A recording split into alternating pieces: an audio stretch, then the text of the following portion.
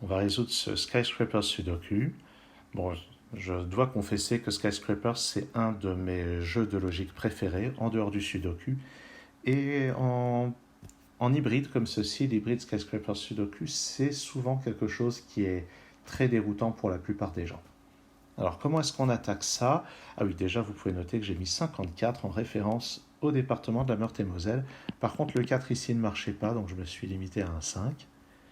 Et alors, qu'est-ce que ça nous dit le 5? Ça veut dire qu'on voit 5 immeubles. Donc, on doit en voir exactement 4 avant d'arriver sur le 6. Donc, le 6 est au moins en cinquième position. Donc, on a un 6 quelque part par là. Donc, même chose dans cette colonne. Le 6 est au moins en cinquième position, mais il ne peut pas être là, puisque sur cette ligne, il est par là. Donc, j'ai déjà un 6 ici. De même avec ce 5, je vais avoir un 6 par ici. Et puis, eh bien, sur cette colonne, maintenant, on voit que le 6 n'est pas là ni là, et il est au moins en quatrième position, donc il va forcément être là. Et est-ce qu'on a d'autres renseignements sur les autres 6? Pas pour le moment. Qu'est-ce qu'on va pouvoir dire d'autre maintenant? Eh bien, ce 4, avec le 6 en quatrième position, nous dit que les chiffres ici vont être croissants. Même chose ici. Donc ça va vouloir dire, ça c'est minimum 1, minimum 2, minimum 3. Et ça c'est maximum 5. Donc on a 3 degrés de liberté. 1, 2 ou 3. Ici 2, 3 ou 4. 3, 4 ou 5. Même chose à cet endroit. 2, 3 ou 4. 3, 4 ou 5.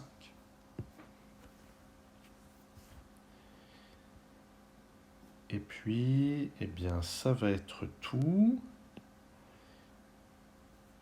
Et, ah oui, pardon. On peut se poser la question de où est le 5 dans cette colonne. Et la réponse, ça va être déjà qu'il ne peut pas être là, sinon on ne verrait que 2 immeubles. Il ne peut pas être là, sinon on en verrait 3. Si je le mettais là, on en verrait maximum 4. Donc le 5 va être là ou là. Mais par le même raisonnement, si je mettais le 5 ici, on verrait au maximum 1, 2, le 5 et le 6, on verrait au maximum 4 immeubles. Donc en fait, dans cette colonne, le 5 ne peut être qu'ici. Et ça veut dire que cet immeuble va être caché. Et dans cette colonne, un seul immeuble est caché, donc les 3 immeubles ici vont être vus. Ils sont donc dans l'ordre croissant. Ça, c'est minimum 1, minimum 2, minimum 3 et maximum 4. Donc là, j'ai 3 ou 4, 2 ou 3, 1 ou 2. Un seul degré de liberté. Et là, a priori, ça pourrait être n'importe lequel des 4 restants. On peut noter quand même qu'on va avoir un 6 dans l'une de ces 2 cases. Qu'est-ce qu'on va voir ensuite? Regardons sur cette ligne. Et on doit se poser la même question. Où va le 5? Le 5 ne peut pas être là. Il ne peut pas être là. On ne verrait pas assez d'immeubles. Donc, il va être dans une de ces 2 cases. Et qu'est-ce qui se passe alors? Si le 5 est derrière le 6, et si je mets le 6 ici en cinquième position, pour qu'on voit 5 immeubles, il faut que là, ça aille dans l'ordre croissant. Mais ce qu'on peut voir, c'est que c'est impossible d'aller dans l'ordre croissant si on met le 5 ici. Si on met le 5 ici, ça sera 1, 2, 3, 4, 6. Et le 4 n'est pas disponible. Donc forcément, le 5 est de ce côté-ci. Avec le 6 là, qui pousse le 6 à cet endroit-là. Et là, puisque ça n'est pas un 4, il y a le 4 quelque part là-dedans qui va masquer ceci. Donc ça va être caché, ce qui veut dire que les 3 immeubles ici vont être dans l'ordre croissant, et le plus grand d'entre eux, c'est forcément 4. Et puisque c'est dans l'ordre croissant, le 1 est forcément au début, et on complète avec 2 ou 3. Et je peux effacer le 1 des candidats ici. Là, c'est dans l'ordre croissant, donc ici, c'est un 5.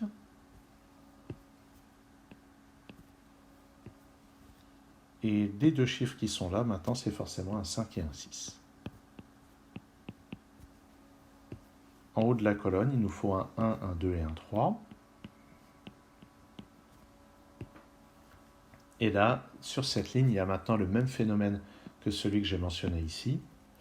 À savoir que si j'essaye de mettre le 5 derrière le 6, il me faudra 5 chiffres croissants, et avec ça, c'est impossible, puisqu'il y aura forcément le 4 qui sera vu avant. Donc en fait, ça, c'est un immeuble qui est caché. C'est le seul à être caché dans la ligne. Donc le 4 et le 5 vont être vus. Donc le 5 va être avant le 6. 5 ici, 6 là. Et le 4 va être ici. Ce qui permet de résoudre toute cette colonne. Ça nous donne aussi ces chiffres-là. Et le 5 et 6 ici nous donnent ce 6 et ce 5. La dernière ligne se complète avec un 3 et un 4. J'ai dit qu'ici maintenant, donc, comme on voit 5 immeubles, celui-ci étant le seul immeuble caché, là ce sont 2 immeubles qu'on voit. Donc on va avoir un 1 ou un 2 suivi d'un 2 ou d'un 3.